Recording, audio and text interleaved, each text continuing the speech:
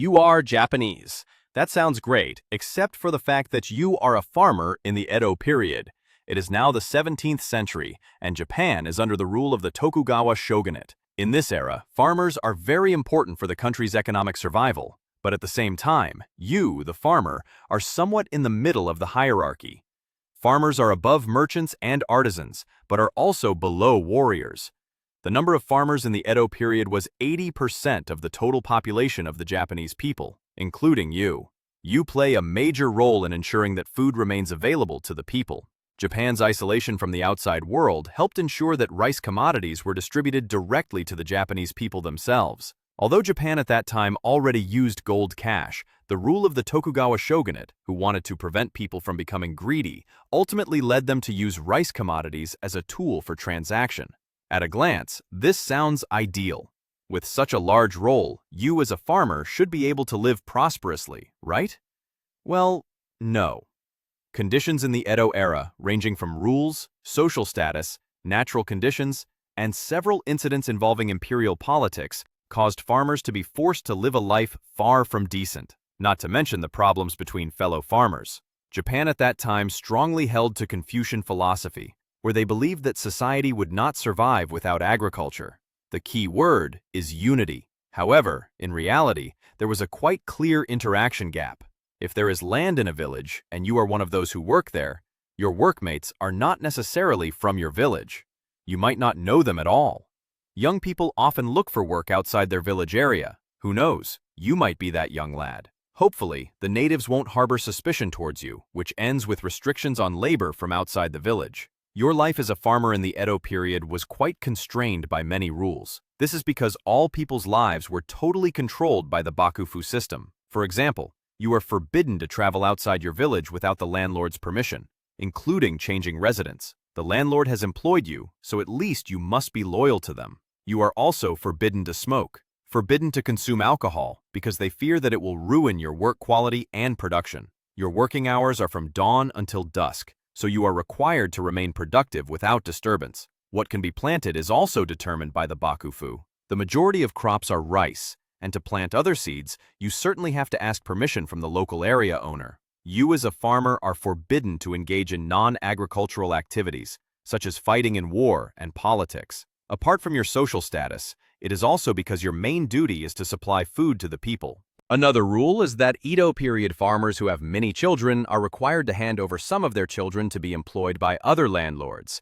If you have 6 children, 3 of them will be handed over to a different regional daimyo to be given work. Or that could be you will be handed over to the daimyo. But that is only a rough calculation. Although you are in the middle of the hierarchy pyramid, the fact is that your position as an Edo period farmer is not necessarily lucky, because the farmer status is also divided into 2 levels, Gono and Nommen. This division occurred after the introduction of the monetary economy in the mid-Edo period. Gono are the farmers whose lives are slightly better. They work with the daimyo to manage the land that will be planted with rice.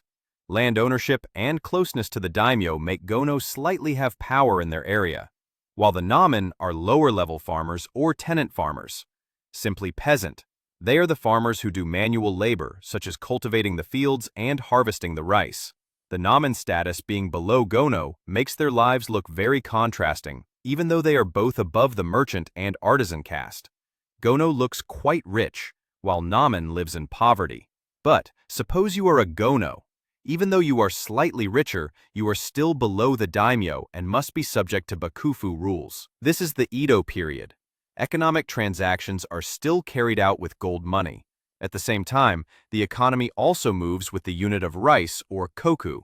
Koku is often used as the salary for royal employees, having samurai and guards.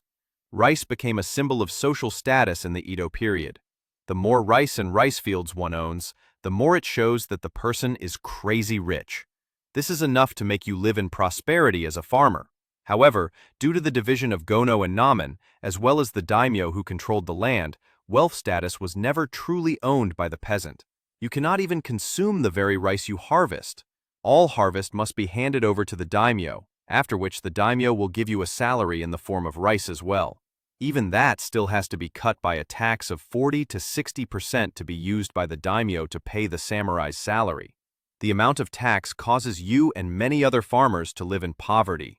Despite playing a major role in life, the fact is that the majority of Edo period farmers never truly enjoyed the fruits of their own labor. Fortunately, you, who had difficulty consuming rice, took the initiative to plant other crops, such as millet and barley, to survive.